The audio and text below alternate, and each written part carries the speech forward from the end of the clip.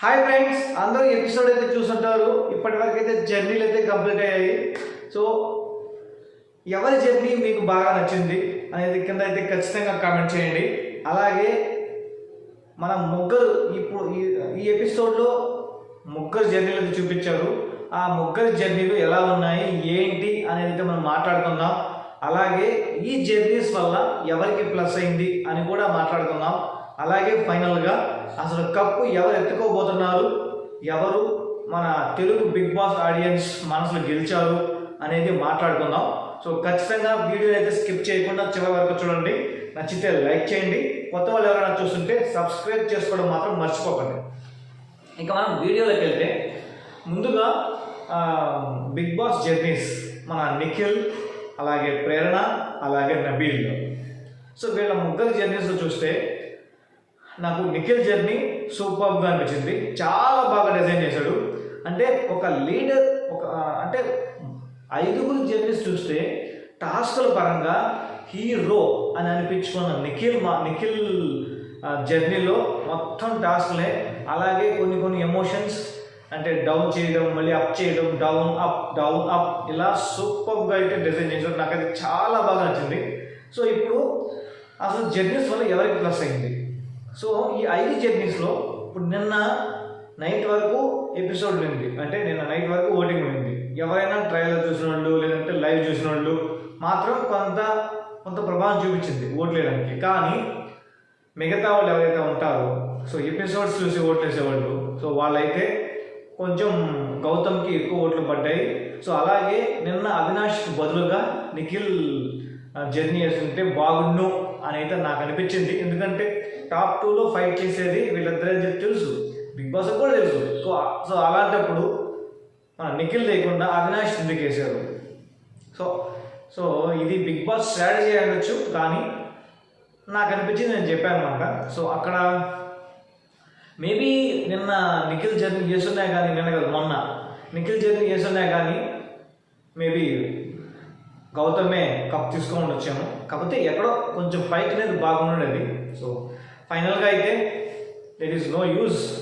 నిన్నటి ఎపిసోడ్ వల్ల మన నిఖిల్కి అయితే ఓట్లు అయితే రాలేదు, ఎందుకంటే ఆ టైంకే ఓట్లు అయిపోయాయి కాబట్టి. సో 100% మనందరికీ ఇంకా తెలిసిపోయినట్టే, డిసైడ్ అంతే. గౌతమ్ అయితే కప్ ఎత్తుకోబోతున్నాడు. చూద్దాం. ఇంకా తారుమారు ఏముండదు, ఎందుకంటే అరౌండ్ 5% అనేది తేడా ఉంది. ఈ 5% తేడా నీకు మామూలు కాల్ చేస్తారు కదా, కాల్ ఓట్ లిస్ట్. సో అట్లా చూసినా కానీ అంత డిఫరెన్స్ అయితే కష్టం. సో ఇంపాసిబుల్ నిఖిల్ కప్ ఎత్తడం మాత్రం. అలాగే జర్నీ చూసిన తర్వాత ప్రతి ఒక్క, అంటే తెలుగు బిగ్ బాస్ మధ్యలో నిలిచిపోయిన వ్యక్తి నిఖిల్.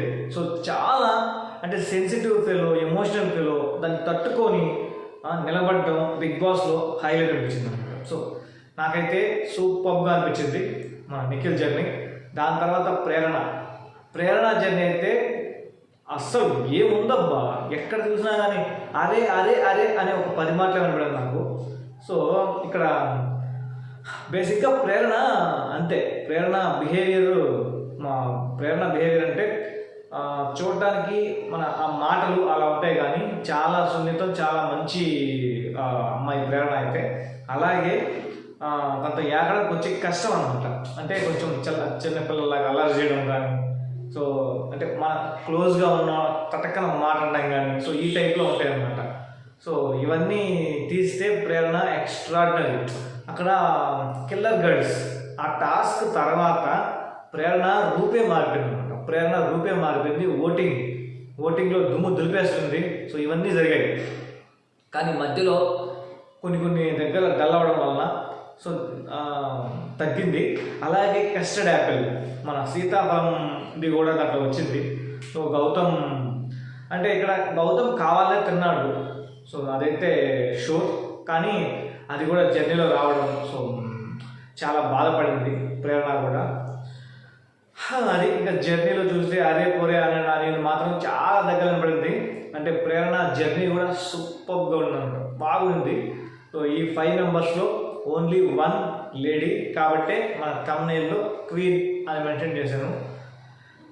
ఇంకా చూస్తే లాస్ట్ నబీల్ కాషేర్, వరంగల్ కాషేర్ అస్సలు తగ్గేదేలే అన్నట్టుగా అయితే మన వరంగల్ కా బిడ్డ సూపర్ అనిపించాడు. అసలు 3వ ప్లేస్ రావడం అనేది 3వ ప్లేస్లో ఉన్నాడు ప్రస్తుతానికి. So there is no one to change that position. Nabeel position change చేసే వాళ్ళు ఎవరు రాలేదు, ఇంకా రారు కూడా, ఎందుకంటే already confirm. First Gautam, second Nikhil, third Nabeel, fourth Prerana, fifth మన అవినాష్. ఇంకా సూపర్ అనిపించింది ప్రేరణ కూడా. కానీ నబీల్ కా షేర్ అయితే ఫస్ట్ రావంగానే లైక్, షేర్, సబ్స్క్రైబ్ నుంచి మన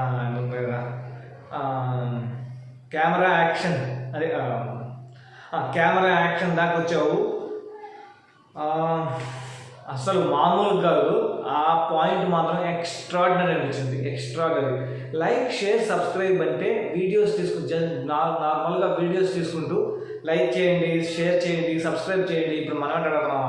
అలాంటి స్టేజ్ నుంచి కెమెరా ముందుకు వచ్చి యాక్షన్ అని చేసేంత వరకు వచ్చాడంటే ఇంకేం చెప్పాలి నబీల్ గురించి. అంత మాత్రం వచ్చి మనం ఆదిరెడ్డి టాప్ 5లో ఉంటేనే మనం అంత పొగిడాము.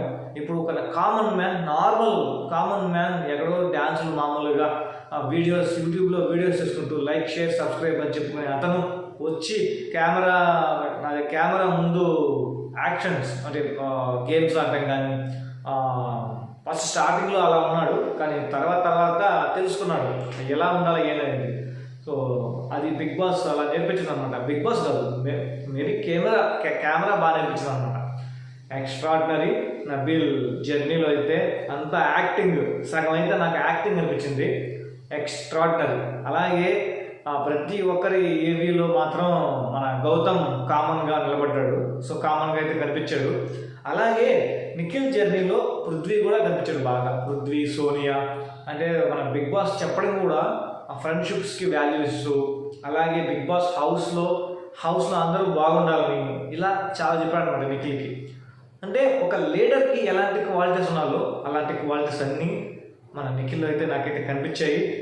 సో మేబీ బయట అలా ఉంటాడా లేకపోతే ఎలా ఉంటాడో అది ఎవరికి తెలియదు. అది చెప్తాను కదా, నీకు ఎవరైతే కనిపిస్తారో, ఎవరినైతే చూస్తావో అది యాక్టింగ్. ఇప్పుడు యాక్టింగ్ అంటే 100 రోజులు యాక్టింగ్ చేయలేదు, 100%.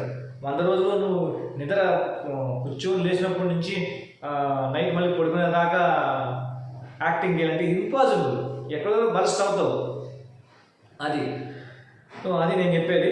సో ఎందుకంటే మనం ఆల్రెడీ చూసి చెప్తాము, అంతేగాని ఎక్కడో బయట నువ్వు ఇలా ఉన్నావు, నువ్వు అలా ఉన్నావు అని చెప్పైతే ఎవరు జడ్జ్ చేయలేరు కూడా.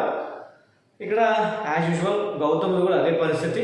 సో నేనైతే చూసి నాకు ఏదైతే నచ్చిందో, నచ్చిన పాయింట్ నచ్చిందనే చెప్పాను, నచ్చిన పాయింట్ నచ్చలేదనే చెప్పాను.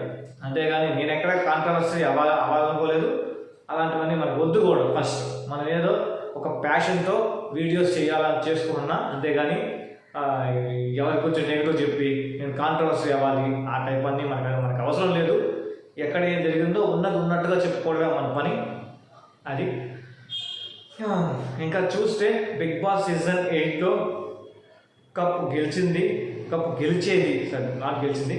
గెలిచేది గౌతమ్. అలాగే ఆడియన్స్ మనసులు గెలిచేది మాత్రం, తెలుగు ఆడియన్స్ మనసులు గెలిచేది మాత్రం ఖచ్చితంగా నిఖిల్ అనే చెప్పుకోవాలి. ఇంతే ఫ్రెండ్స్ ఈ వీడియోలో. నాకైతే బిగ్ బాస్ సీజన్ 8 అయిపోతుంటే బాధ వేస్తుంది, ఎందుకంటే మళ్ళీ రేపటి నుంచి వేరే కంటెంట్ ఎత్తుక్కోవాలి. సో ఇంతే ఫ్రెండ్స్ ఈ వీడియోలో. మరి ఆదివారం రోజు అయితే కప్ తీసుకునేటప్పుడు నేనైతే లైవ్లోకి వస్తాను. సో లైవ్లోకి వచ్చి మనం చూద్దాం కప్ ఎత్తుకోబోయేది ఎవరు ఏందనేది. ఇంతే ఫ్రెండ్స్ ఈ వీడియోలో. ఎవరికి ఏదైనా డౌట్ ఉన్నా కానీ ఏదన్నా కామెంట్ చేయాలన్నా ఖచ్చితంగా కామెంట్ చేయండి. అలాగే సబ్స్క్రైబ్ చేసుకోవడం మాత్రం మర్చిపోవద్దు. And thank you, bye bye.